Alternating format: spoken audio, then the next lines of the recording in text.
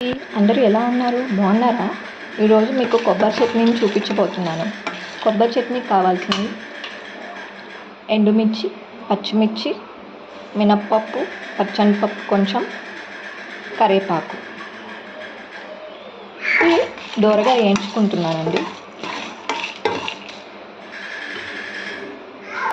ఎండుమిర్చి, పచ్చిమిర్చి, కరివేపాకు, మినప్పప్పు, పచ్చనిపప్పు అన్నీ దోరగా వేగిపోయాయండి.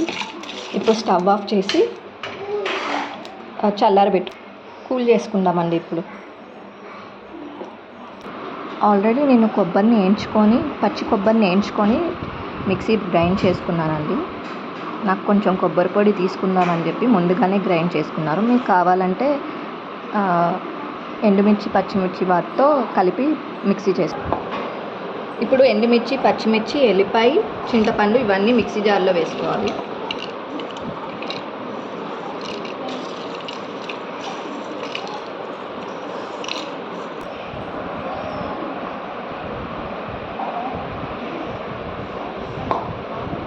కొబ్బరి కూడా వేసుకోవాలి.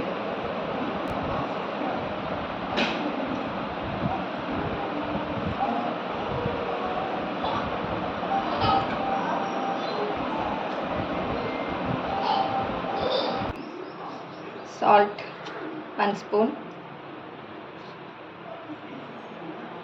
మీ టేస్ట్కి తగ్గట్టు చూసుకొని వేసుకోండి. ఇప్పుడు మిక్సీ పట్టుకుందాం.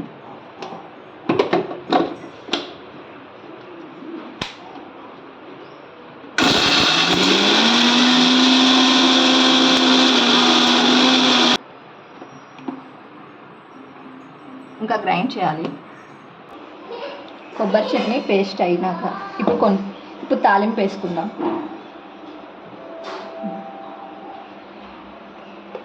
ఆయిల్,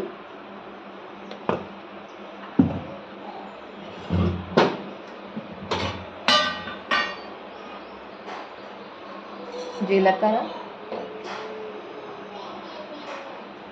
పసుపు,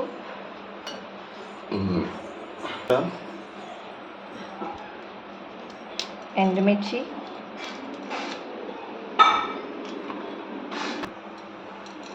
మినప్పప్పు అంటే పోపు దినుసులు ఏముంటే అవి వేసేసుకోండి.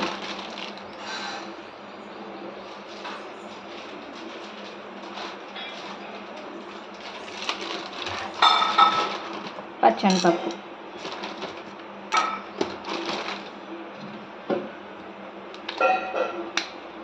ఇంగుమ,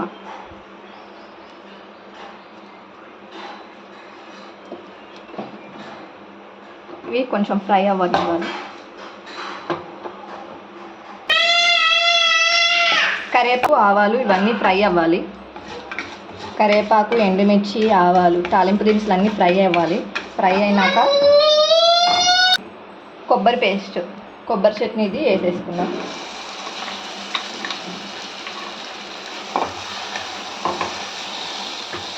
మొత్తం ఆయిల్ మొత్తం దీనికి పట్టేసేయాలి.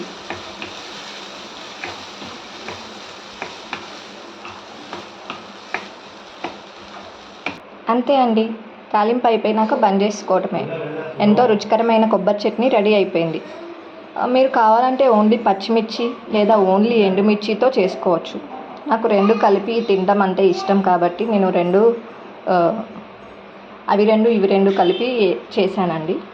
ఇంకా నా ఛానల్ని ఎవరైనా సబ్స్క్రైబ్ చేసుకోకపోతే ప్లీజ్ సబ్స్క్రైబ్ చేసుకోండి, లైక్ కొట్టండి. Thanks for watching.